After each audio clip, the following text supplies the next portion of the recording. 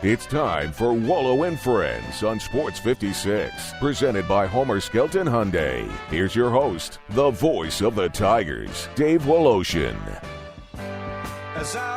Welcome in on this Friday morning, January the 21st. You realize tomorrow will be 1/22/22.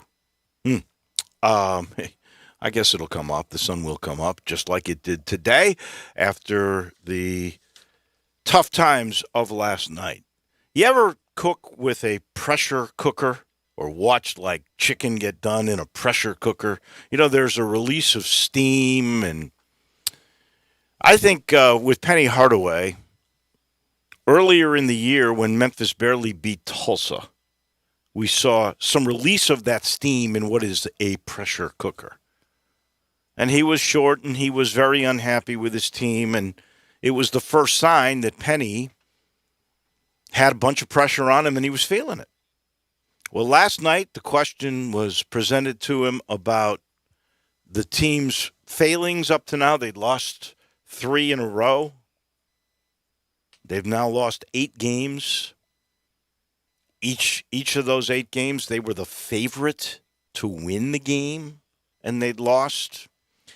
I think when he was asked the question, which was probably a fair question, do you really think you're going to get it done? Because this is the 4th year in 2 number 1 recruiting classes.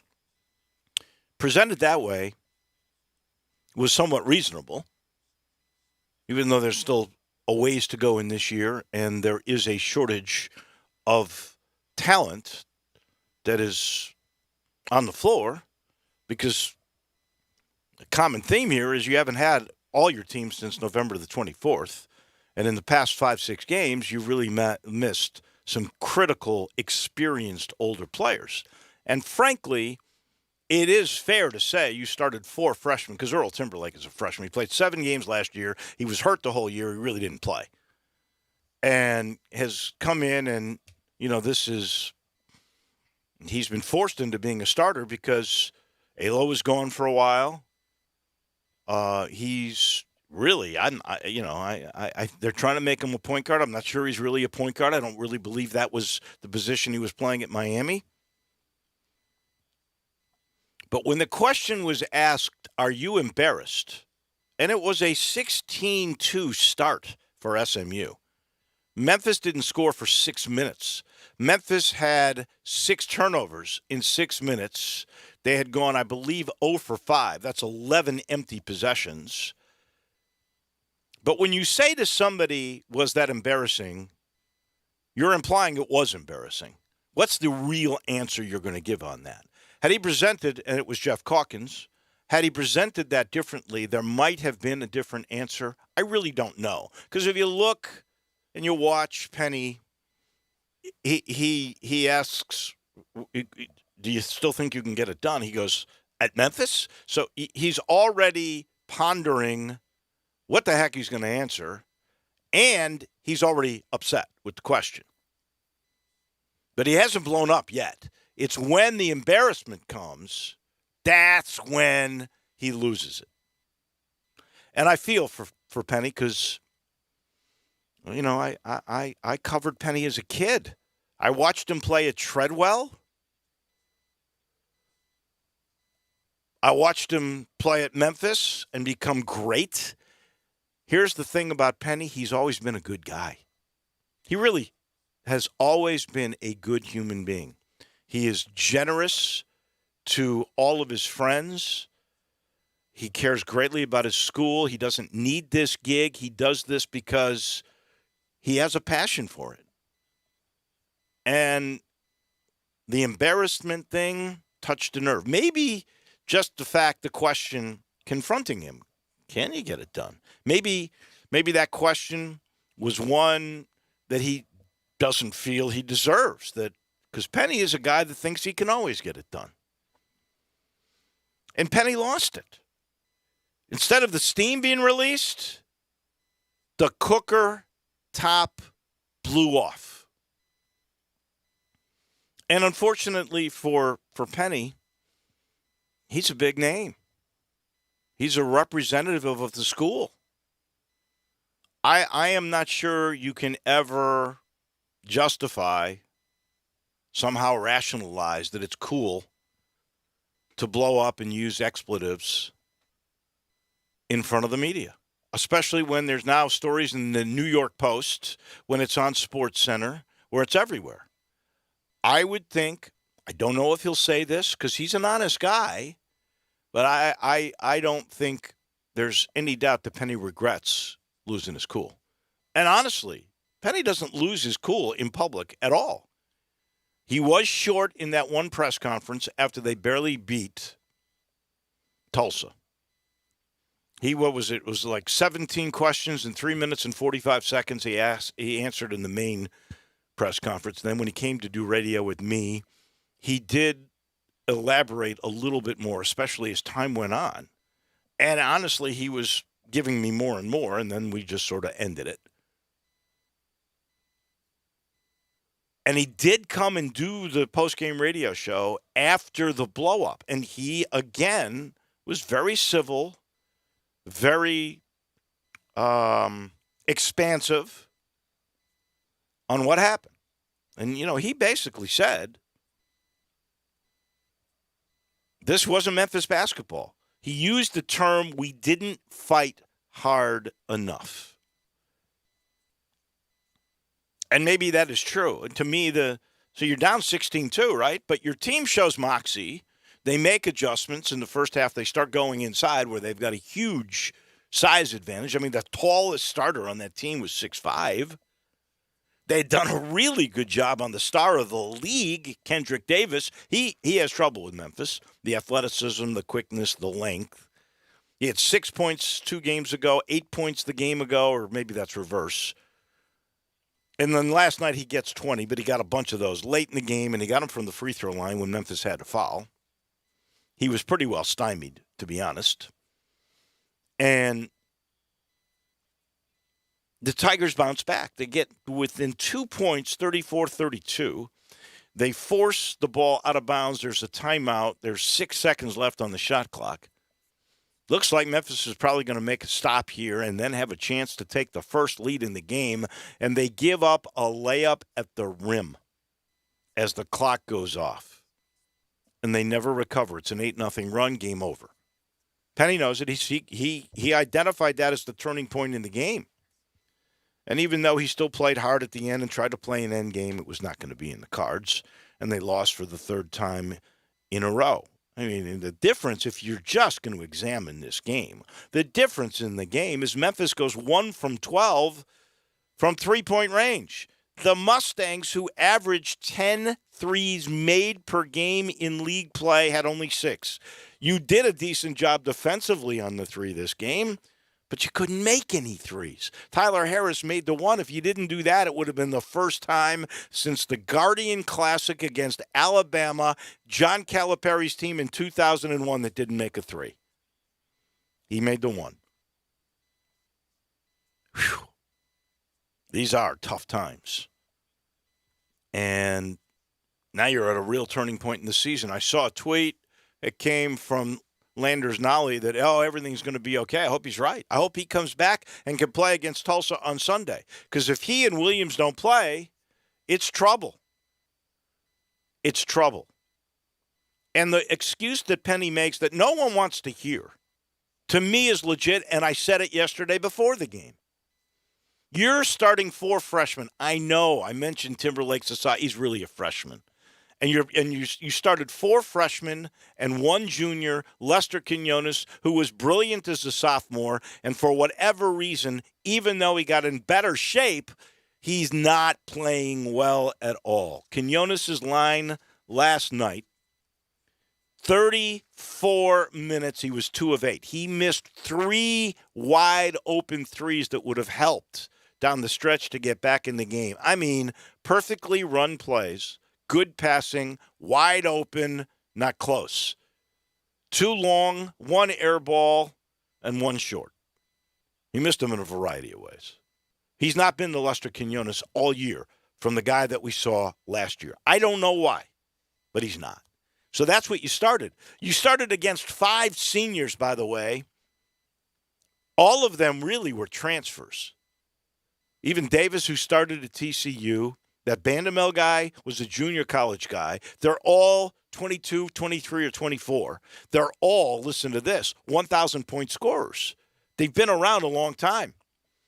Two of them that transferred, one was player of the year in his league, the other was all conference, the two brothers. Oh, and the other kid, the third one, was also conference player of the year, Nuttall. And that's part of the way college basketball is going now. And Penny, as great a recruiter as he is, did not latch onto that theme, that there are going to be all these transfers and the portal is going to be every bit as important as the recruiting process. And getting new guys to mesh is going to be every bit as important now as developing a player. That's just the way it's going to be. And we know, we've said this on the show before, we know there's legalized free agency. If you can get NIL money from a school, through a school, because that's how you have to do it, but if you can get NIL money and you go to a transfer portal, you can go to the best deal out there. It's the way it is. And I don't believe at this point, and I think maybe Penny now gets it, you can't just have top recruiting classes. You've got to go to the portal to get experience because, as he's mentioned, and he mentioned with profanity last night, wish he hadn't done that, but as he mentioned, it's hard to go into battle with 17 and 18-year-olds when you're taking on 22, 23, 24-year-olds. I think just seizing on that part, I think that should be something that people really listen to and understand. He's telling just that one part of the quote. That's absolutely true. And I think that could have been, you could have said that before the season started coming into this year, maybe to temper expectations a little bit, because I think that's true throughout college basketball, not just here with Memphis. Well, you bring up inadvertently a great point. You know, I don't think Penny wants to ever use excuses, and that he raises the expectations. He said early on, I don't know if he regrets this one, I want all the smoke. And knowing Penny, I don't think he does. Well, you know, that means you really raise expectations, and those two number one classes have yet to bring you an NCAA invitation. Now, this one's not over yet, but boy, we are at a crossroads, and we'll see on Sunday, and it'll start with who plays. If you don't have Williams, who's your best player, and Nolly, who takes your most shots, if you don't have those two guys, who, by the way, one's 25 and the other is probably 23, you know, to the point of what Memphis faces in other American Athletic Conference teams, I think it's hard to win. And, you know, there's truth in a lot of the things he said, and he hasn't had a full team since the 24th. And, you know, maybe that is a stretch a little bit because Chandler Lawson was the one guy they lost on the 24th. On the 25th, when they played Iowa State, they had everybody but Lawson. But they were not a together team. At that point, we had this fractious locker room. And, you know, the one thing is true here is there's a lot of drama in the Penny Hardaway era. He needs that to sort of calm down and everybody comes together. And I'm not saying that can't happen because I look at this league. I got to be honest with you. Houston is without its two best players, yet they're still winning. And Ralph Sampson, tip of your cap to you. We know you're a heck of a coach. But I look at the rest of the league. I don't think there's a heck of a team. I mean, SMU, they have Kendrick Davis. They have no height. They're not a good basketball team. And yet they've now won 11 games. And they're 5-1 in the league, so they're a solid second place. That is a beatable team if Memphis has all of its squad. So it's a turning point for sure. And again, I'll go back to what I said. I think if Penny could take back what he said, because you know what? All of us have gotten to the point where we've gotten so mad we've said something, boy, I wish I hadn't said that. And I'll bet you Penny Hardaway is sitting today when he sees SportsCenter and he reads the Twitter line or knows that this was in the New York Post today, he can't feel good about it. And so my heart really reaches out to him This is the first time I've ever really seen him lose it like that, where he just did not keep his cool. And now the question is, how damaging will it be? You want to chime in here? I will take texts at the AutoZone text line. Get in the zone, AutoZone, 901-360-8255. Penny is not coming on the show today. We will get him next week. Instead, we will get Tim Cramsey, who was named yesterday the new offensive coordinator for the Tiger football team. So Memphis now with 2 new coordinators. You heard yesterday, great interview with Greg and Eli on mornings. Matt Barnes. That was delightful, and I'm hoping to have the same sort of results with my interview with Tim Cramsey, which will come your way in about 7 or 8 minutes. Andy Schiffman will be with us to talk a little bit about the NBA. Just one quick note that I thought was rather interesting, and we got to do locks before we take our break here. But I don't know if you saw yesterday, an arbitrator gave ex-UConn coach Kevin Ollie all of his money, saying that the Huskies fired Kevin Ollie inappropriately, too soon, didn't give him a chance to prove that they were wrong on the allegations of the NCAA, and so he is given $11.157 million. It's excellent. Justice served, Dave. I mean, I was so happy to see. It was just a small blurb this morning I saw on SportsCenter. I wish they had talked more about it because that's excellent news for him. Excellent news for him. Not very good news for the UConn Huskies athletic program. Let me seriously. And you know, Kevin Ollie probably cheated. They probably should have given him a chance, though, to defend himself. They pulled the plug. They're insistent that they did the right thing. But they're going to have to pay $11.157 million. Now, here's the other interesting aspect. Last year, they were in an athletic fiscal hole to the tune of $43.5 million. This year, that deficit went to $47.2 million. It went up $4 million. $47.2 million before they got to pay $11.157 million to Kevin Ollie, which, if I do my math correctly here, we're talking this is close to $60 million they're in the hole. Can you imagine them going? Who's the old longtime coach? Jim Mora, isn't that the guy they just hired as their head football coach? Yeah, I think that's right. It would not shock me, honestly, because I thought when they left the American they were committing football suicide.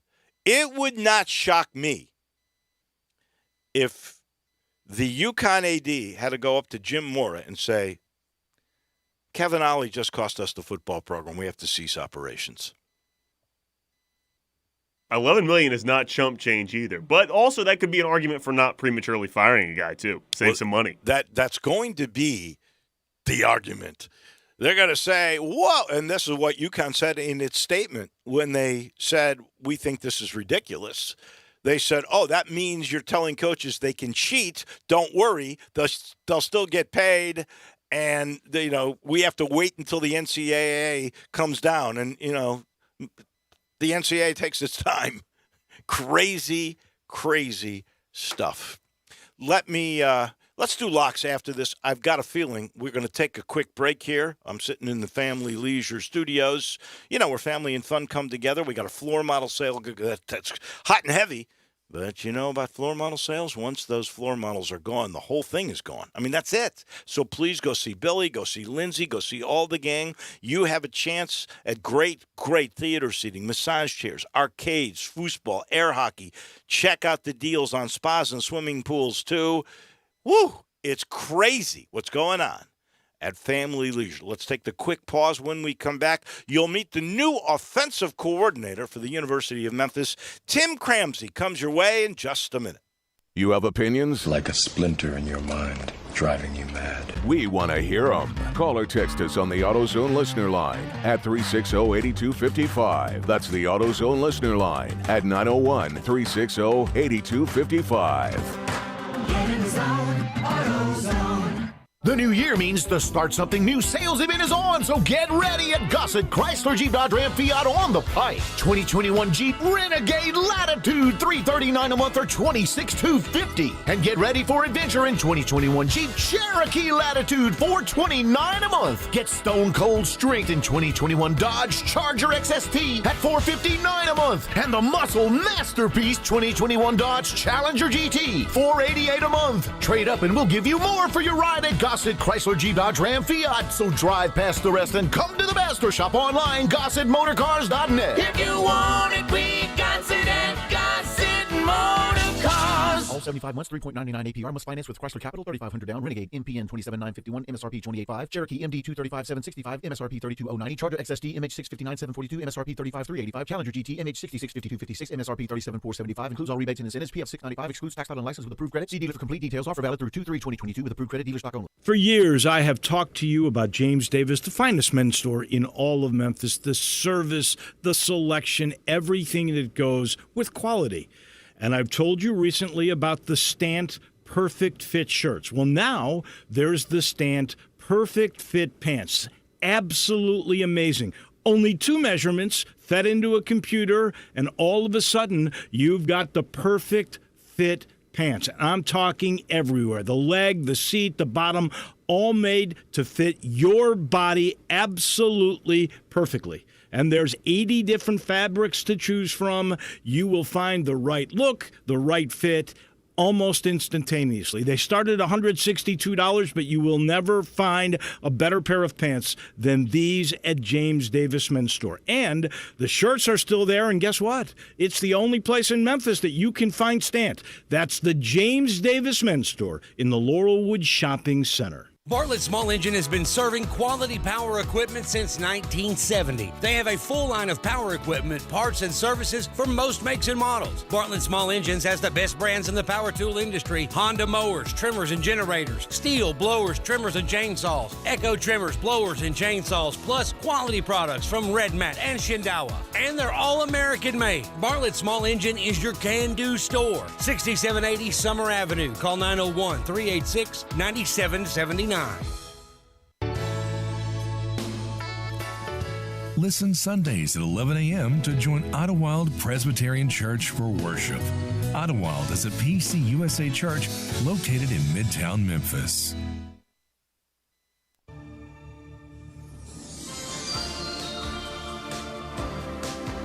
Now, back to Wolo and Friends on Sports 56, presented by Homer Skelton Hyundai. Here once again is the voice of the Tigers, Dave Woloshin. Yes, indeed. Our title sponsor is Homer Skelton Hyundai in Olive Branch, right there at the corner of Highway 78 and Craft Road. First exit there. I like to say they've raised the bar. They are the standard for the way car business should be done. And Chris True reminds me, even in these days where new cars are hard to come by, they never will charge you more than sticker price. Other dealers can't make that same claim, but that's what they say at Homer Skelton Hyundai. I have never met, to my knowledge, Tim Cramsey as long as I've been around, but I don't know how, considering he's been everywhere from Marshall to Sam Houston State to Nevada, Montana State, Florida International, New Hampshire. You've been everywhere, Tim Cramsey. Welcome to Memphis. Hey, I appreciate you having me on the show. Excited to get down there. I'm actually in Atlanta driving around doing some recruiting now, and I'll get on campus tonight right around the 9 o'clock hour. I am sure people are very pleased to hear that you are already recruiting after having just officially gotten the job yesterday. What attracted you about Memphis? It's always been a good place. It's always been a place that has a winning tradition. And like I tell everybody, because everybody asks that question, of course, I'm leaving a good place to go to what I feel is a great place. Had a chance to meet Coach Silverfield and got a great feeling from him in talking with him, talking with the offensive staff, talking with a handful of players on the team. Just to be part of a tradition that wins like Memphis does, and a program run by Coach Silverfield is what really drew me to take this job. Will a longtime Marshall coaching legend Bob Pruitt ever talk to you again now? I don't think so. He's a great guy. I met him. It took a little bit to meet him. Probably about 2 years into it when I officially met him, and then got to know him a little bit more this year when Coach Huff took over. And he did an unbelievable job there, and guys like him, coach and legend like him, still has a lot to say in what goes on in that program. Let me ask you this: you with Marshall were the 16th ranked offense in the country, 18th passing. At Sam Houston State, you led the country in scoring and in passing and in total offense. You've been all those schools that I mentioned earlier. You've been the OC. Have you been the same kind of strategic OC at every place, or have you evolved? I have evolved, and I don't know how long the show is. But I have evolved and started my career out at the University of New Hampshire. And my first 4 years in the business, Chip Kelly was the offensive coordinator at New Hampshire. So it was a spread system. It was a zone read system. And I took that system with me down to Florida International with Mario Cristobal being the head coach. Right. Because it was the same type of athlete down there. We spread the field out. We opened it up. We threw it around a little bit and hit the zone read game and all that good stuff. Then went from one end of the world to the other, from Miami up to Montana State. You have a completely different style of football player. So up there, we were a little bigger personnel, little two-back, 12 personnel, two-back power game, heavy play-action game. So really tweaked, I'll say, what I've done prior to my career at that point to going up to Montana State, kind of carried that over to Nevada where Brian Polian was the head coach. And then when I went to Sam Houston, I was after Phil Longo was at Sam Houston. That was more of a run-and-shoot system. So with the people we had down there, we opened it up and threw the ball a whole bunch down there. We threw the ball for over 5,000 yards that year down there at the quarterback and receivers and tight ends and everything we had. And then kind of picked up there the RPO system, which is what I'm really dialed into right now, what we're working on right now, and carried over to Marshall with a little bit of switch when Huff took over, bringing a little bit of Alabama stuff in. So my whole theory is, it's not what I do offensively, it's what the program I'm going to has. What's the quarterback like? What's the receivers like? How is that program built? And then that depends upon how, what you're going to do there. Man, that's amazing. I never knew yet. So you've been influenced by Chip Kelly, Mario Cristobal, Phil Longo, amongst others, including some Alabamas. That's pretty amazing. How will you incorporate that with what you have in Memphis? You've got two quarterbacks on paper and a third one coming in who's pretty well touted in Tevin Carter. But you've got Gunnell and you've got freshman All-American in Seth Hennigan. What do you foresee with your philosophy with this Memphis offense? And talking with Coach Silverfield, we're going to keep some of the schemes the same. And what we do and what they do well here. They've had a very good offense for a long time. There's a lot of things they do that is really good. And really when you kind of can take some, stuff you did well, add in a little bit of stuff here, sprinkle in some of the play action game that I have and ideas I have in the throw game, and then build that over the next couple of weeks, month or so before spring ball into what our offense is going to be.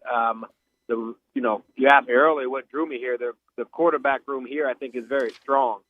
And there's no secret that a football team, a football program is only going to be as good as that quarterback room is. So, with those guys, there's a couple of different skill sets in there that's going to allow you to do some of the RPO game, allow you to do a lot of the scheme that they've done, allow you to do the play action schemes that I've learned over my career and that I have. So, I don't think there's any stone unturned to what you can't do with the offense that we're about to be a part of. When you look at what Memphis has done, and Ryan Silverfield obviously was a big part of that. When he was the O-line guy, he was the running back coordinator. So when you see, and Memphis' offense has been pretty good the last few years with what Norvell really brought, starting with Fuente, but it was Norvell who really changed everything. Will you carry some of that stuff over? Absolutely. Yeah, that's part of the plan. There's nothing that's broke at Memphis. There's not, so the scheme stays the same. The players know the schemes inside and out. Right now, sitting here today, they know it better than I know it.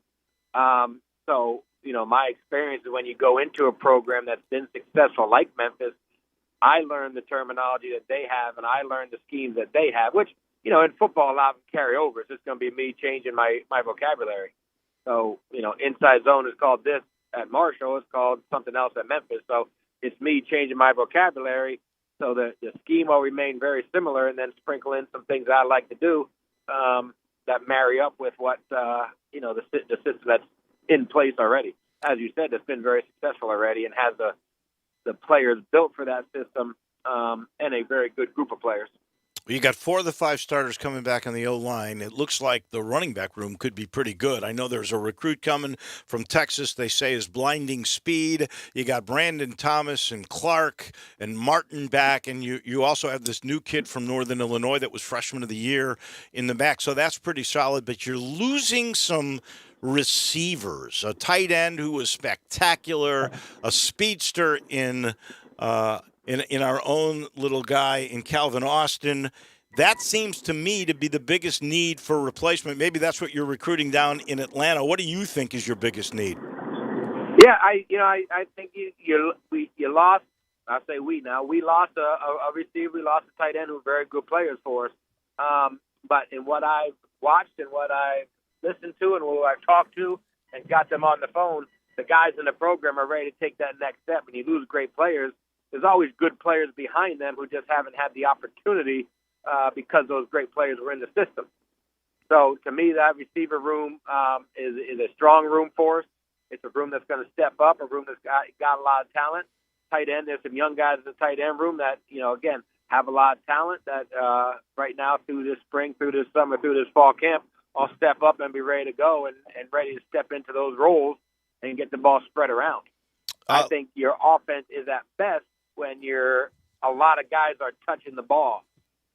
And defenses can't roll coverage to a certain receiver or dial in on a certain receiver if you have equal amount of catches. And when, I don't like using the word but when offenses that I've been a part of have been successful, it's been because, there have been 5 receivers of over 35 catches. There have been, 3-4 running backs that have, equal carries, and tight ends that are getting in the receptions. And as the ball is getting spread around everybody on the field, and that keeps defenses guessing probably more than having a great receiver who you're going to try and get the ball to 10, 15 times a game. So defenses are guessing and players are happy because they know they're going to get something at some point. Last thing for you, Tim, and we really appreciate it. We're talking to Tim Cramsey, the new OC for the U of M. Are you going to keep the coaches that have been on staff on the offensive side as a part of your group? Absolutely, yes. Yeah, I've had a chance to talk to those coaches. I've had some experience with some of those coaches in the past. Never worked with any of them, but had a chance to get on the phone with them. They're a great group, and like I said before, that the offense has been rolling, the offense has been good, and I'm excited to step in the meeting room with them really tomorrow a little bit, and start kind of putting our offense together and get everything squared away. But I'm excited to go to work with those guys. Had a chance to talk to them, like I said, on the phone a little bit, and heard great things about them, not only from my experience talking to them, but from everybody else I've talked to in the business about them. Tim, we look forward to meeting you in person and watching your offenses play. Thank you so much for joining us, and good luck on your recruiting. I appreciate you having me. I look forward to getting down there tonight and feel great about being a part of Memphis football. Fantastic. Thank you. That is Tim Cramsey, the new OC, already hardworking in Atlanta recruiting for the University of Memphis. This portion of the show brought to you by the good folks at the only place you can get a tour, a distillery that is unique in Memphis. Of course, I'm talking about Old Dominick. You can take a 45-minute sensory journey. That's the tour I'm talking about, where you learn the history of Old Dominick and their founder, Domenico Canali. Then you get a lesson. You learn how they distill these products. And they're in the midst of making this bourbon, by the way, that's going to be really special. I'm telling you, master distiller Alex Castle, she won't release this thing until it's perfect. There are several people that have said, it's time. She says, no, I'll know when. And she's always on the money. And, of course, the tour ends with a tasting of the Old Dominick portfolio of spirits. Can't beat it. All you got to do is go to olddominick.com. You get a reservation there. You can also go to olddominick.com to find bar hours because they got a great after-hours bar right in the heart of downtown at 305 South Front Street. All right, my friend. J-Mo, we have not yet done our locks. Oh, we got to get to it. And I'm closing in because my record in the NFL games they've been almost as spectacular as my failures in the NCAA. So we have 4 games here on divisional weekend. I'll start. We'll go back and forth. Cincinnati at Tennessee. The Titans do get back to Eric Henry. They got to give away 3.5 to the Bengals. The Bengals have suddenly become everybody's darling in these picks. Everybody's darling, but not mine. I'm going with the home team here. I'll give away the 3.5. That's the latest line. I think the Titans defense will figure out a way to slow down Joe Burrow and company, and they'll control the ball with that ground game. Derrick Henry will play efficiently. I think Tennessee wins the game by a touchdown. I agree, Dave, and I don't really have anything to add to that. Oh, I forgot you're such a homer for the Titans. Well, I got a great stat for you that's going to prove I'm not. Do you know Mike Vrabel, in his career coaching the Titans, coming off of 8 days without playing, is 8-0. Really? 8-0. 8-0. So prep? I'm riding with the Titans. So he's the Nick Saban of the NFL? Maybe so. Wow. That's incredible. All right, we're in agreement there.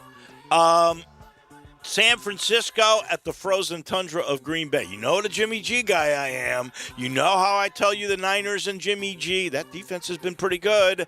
They're underrated, but they're going to Green Bay. And there's Aaron Rodgers, and that team is good and rested. And I cannot see how the Packers don't win this game. The question is, will they win by 6? And you know what? If you look at NFL covers, this is why I'm so good at this. You look at NFL covers, the winner usually covers. Winning the game is the key.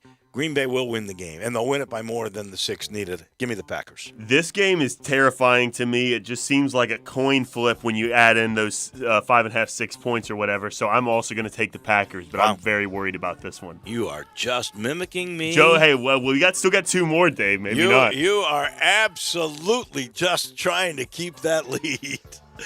The next one is the L.A. Rams at Tampa with the GOAT. The Rams have proven to me, even with Matthew Stafford, they got too many weapons to be stopped. They can run the ball. They have the additions of OBJ to go with Kupp.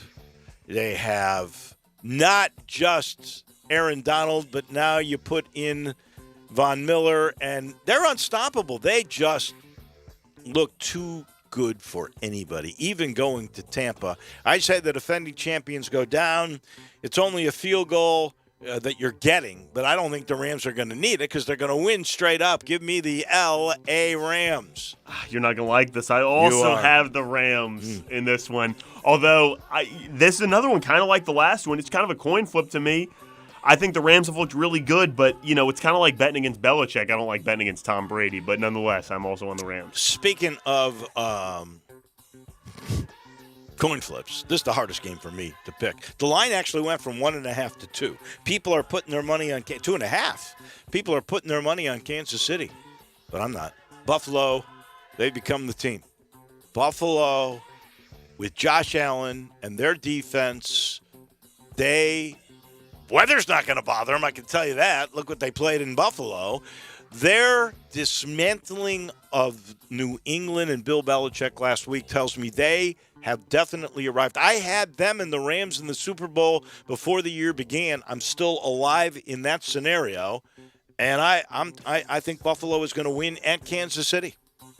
I hate this. I hate this. You're terrible. Because I really want to. I'm going to make you go first next week. I really want to take the Chiefs now because I don't want us to go all the way the same way. But you got to go with your heart. I just can't. I got to take the Bills here. I think you're right. I think they're just too good. You're going first next week. Deal. That is for sure. And those are our picks. We're all the same. Tennessee, Green Bay, the Rams, and Buffalo. Wow. It should be a fun weekend for sure, and you'll be able to listen to those games right here on Sports 56 and 98.5. This portion of the show brought to you by Conway. Conway Services, heating, cooling, plumbing, electric, and the free furnace. Yes, you know. You've heard me say it a bunch of times. John does this every year. The warehouse is full. Times are slow because it's so cold. And, boy, it is cold out there tonight. So what does John do? He says, okay, I'm going to give you a free furnace. He does this every year. You get an air conditioning system, state-of-the-art, the standard one from Carrier, and they will give you a free gas furnace. And John says, wait more, I'm going to give you more. I'm going to get an April air cleaner in the mix. A 10-year parts warranty is free, and so is the thermostat, a Nest thermostat, which is really the state-of-the-art new technology, and that's $2,000 in savings. And then John says one more thing. I'll offer you that new system for as low as $139 a month or 12 months interest-free. You can't beat that. All you got to do is make the call, 384-3511, 384-3511.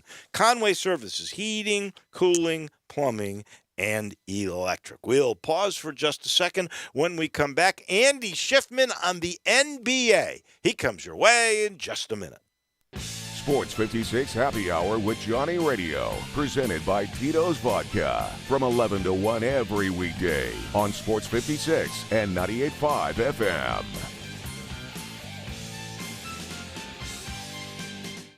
Knotfest Roadshow is back. March 22nd, FedEx Forum, featuring Slipknot.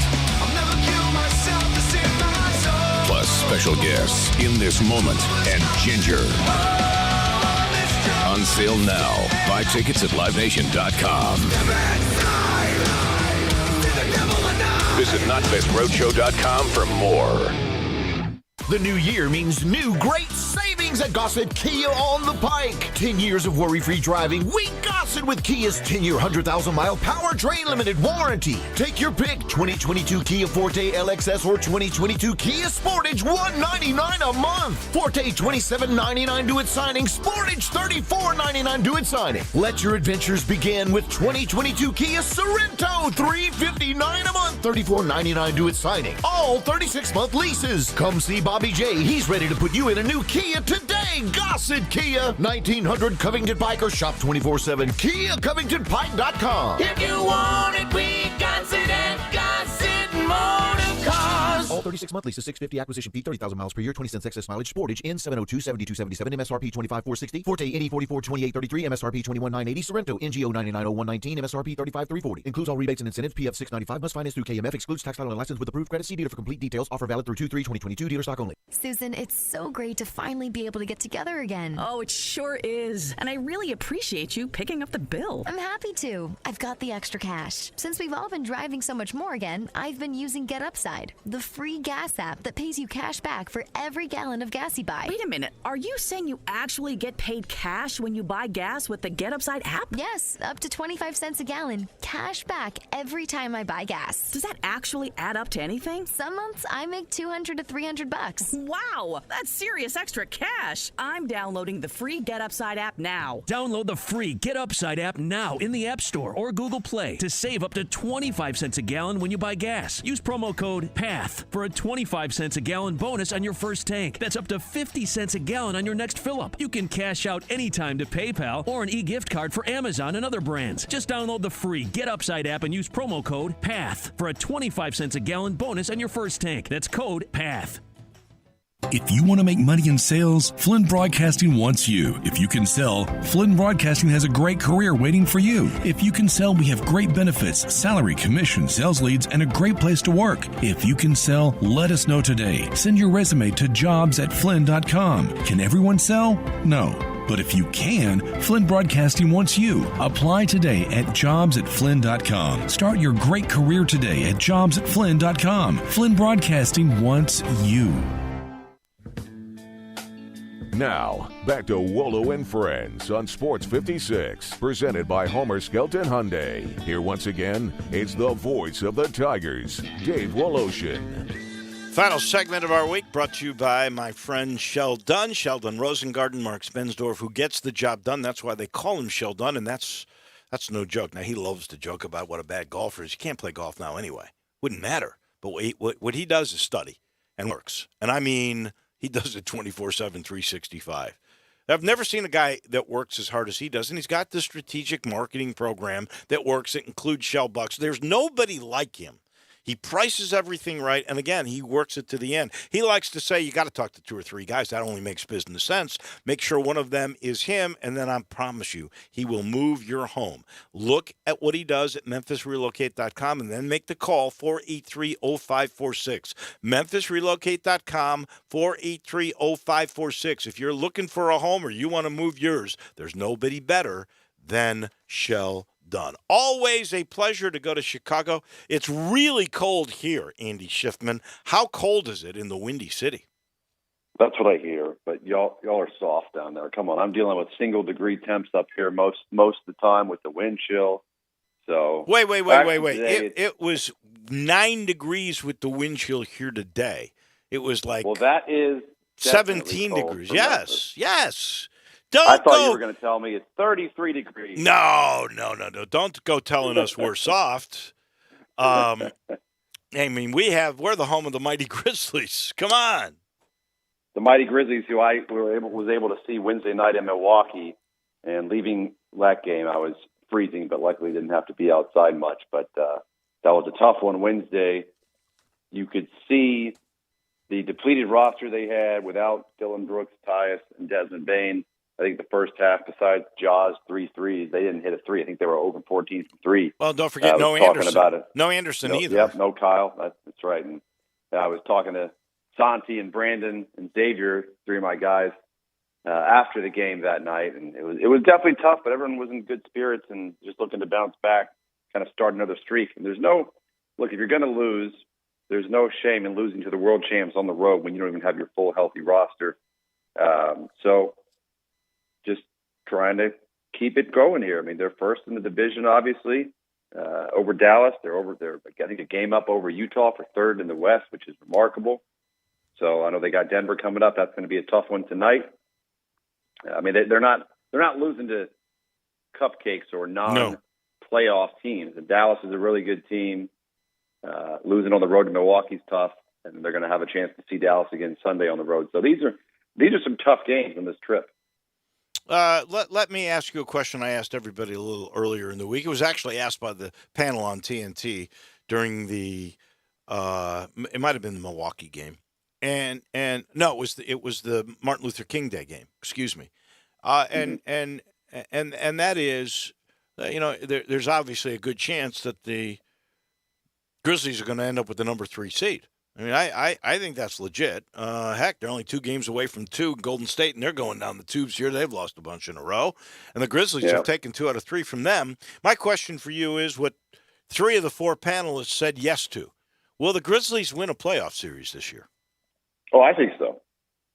I think so. Now, obviously, we'll see who they get matched up against when that time comes. I mean, I think today, if the playoffs started tomorrow, I think we'd be matched up against Denver. You would get Memphis right. would be playing Denver. That's tough. That is a very tough first-round matchup. So I'm not going to sit there and definitively say, especially if they're going to be matched up with a Utah, Dallas, Denver, which right now is very likely, will they absolutely just steamroll them in 4 or 5 games? I can't say that. But do I think they will win a playoff series? I do. Again, all these teams, it all comes down to, are you healthy? And that's a big reason I think why Denver, I don't necessarily think Denver's been struggling, but they haven't really had a full healthy roster the whole year. Right. They're 23-20. I still think of Denver as one of the top 4 teams in the West. It might be a little interesting. I never really think of Memphis as the top 4 team in the West, but here we are. I always think of Denver, Utah, Golden State, and Phoenix. So then you have a team like Minnesota that's played really well. They're in the 7th seed. Right now, the Clippers are in the play-in game. Is that going to continue? Again, they haven't had a full healthy roster with Paul George and Kawhi every single night. Well, so there's still a lot of time left, and I think a lot will be told after the All-Star break. Oh, and at the moment, the Lakers are the 8th seed, right? Yep. They're tied with that one. I'm not really surprised about. I don't know. I think the Lakers are kind of on their way out. I just think no matter the star power you put in there, it's just an older team. There's no way around it. I mean, LeBron is LeBron, but you've played the majority of the season without your superstars, without Anthony Davis. There's this whole discussion now about Russell Westbrook and his future with the team and being benched, and Frank Vogel is absolutely on the hot seat. So there's a lot of stress and unease and turmoil surrounding that team right now. So I never really thought of them as a top 2 or 3 seed in the West. Now, again, we say it all the time about any team LeBron's on. No matter what seed they are come playoff time, they're a dangerous team. Whether they're the number 1 seed or number 8 seed, you do not want to see LeBron in the first round of the playoffs. Well, AD's got to get healthy. Westbrook has been just a disaster. They're benching him now, and that's not good for team chemistry. Are they going to make the playoffs? Will they be a play-in team? If the season started today, they'd have to the playoffs. They'd have to play the Suns. Would the Suns be happy about playing the Lakers? I think the Suns would be happy. I do. Memphis, it's a little bit of a different story, but I think Phoenix would be happy with that matchup. I think the Lakers are going to, at the very least, be in the play-in game to have a shot. I'm not a believer in Portland, even though right now they're kind of sitting at 10. And then you talk about these teams below them, Sacramento, San Antonio, and New Orleans. I don't really see, maybe Sacramento can go on a run. I would love to see San Antonio. We've got Joe Wieskamp, Zach Collins, who's coming back healthy now, and Doug McDermott on the team, who just had a good one the other night. I would love to see them make a nice little run. I think maybe San Antonio or Sacramento could surpass Portland. But these other teams, Minnesota's played pretty well. I don't see the Lakers or Clippers falling out of the play-in game, again, unless all of a sudden they get really hit hard by the injury bug and these other teams below them don't, and they can go out there and take advantage of some wins. This is what makes you wonder about the play-in stuff, honestly. You're talking about the Spurs or the Kings catching Portland. Portland is 8 games under 500, and Sacramento and the Spurs are 11 games under 500. And those guys are going to be involved. I mean, that's crazy in my mind, but that is the way it is. These are teams we used to talk about in the East. Those numbers and those wins, losses, that used to be highly thought of in the East in terms of teams well below 500 making it the playoffs. Yeah. It just shows you how the dynamic has kind of shifted, because now you do have very competitive teams in the East, and Chicago, Miami, and then Charlotte's gone on a tear recently. They're 7-3 in their last 10 games. So you can never discount. I mean, New York right now is out of the playoffs. Atlanta right now is out of the playoffs. These are two teams that made some noise, especially Atlanta last year in the postseason. We will see how they end up with their season. I'm not necessarily a believer that they're completely out of the playoffs right now, New York and Atlanta. At least the Celtics and the Raptors in the 9 and 10 spot are both 500. So your point is well taken. Thank you, Andy. We'll talk next week. Enjoy the cold weather in Chicago. You too. Thanks, Dave. All right. That's our friend from Priority Sports in Chicago, Andy Schiffman. He's brought to you by the Spirit Shop. Weekends here. I know that you have to stock up. This is the place to go. I went yesterday. I was going through the bins. They have some unbelievable wines that he has the original price tag from when he originally got it, like a 2003 wine. He probably got it in 2005. The price tag that he put on then, still there. Go talk to him. Go talk to Eddie Connor. Talk to anybody in the store. They love to educate you about the spirits. And they've got everything from the rarest of bourbons to the bargains, vodkas, tequilas, the whole deal. And supplies, anything you need. And that could include a rub for the rim, or it could include some great snacks like chips that might go with a particular spirit. They've got it all. They got all the local beers. They've got our friends, Old Dominic, when it comes to their vodka, and they got that bourbon coming I was telling you about. Go see Eddie Connor. That's Poplar in St. Nick, that little log cabin. That'll do it for the weekend. Have a great one, everybody. We'll see you on Monday. Do you know one of the best things you can do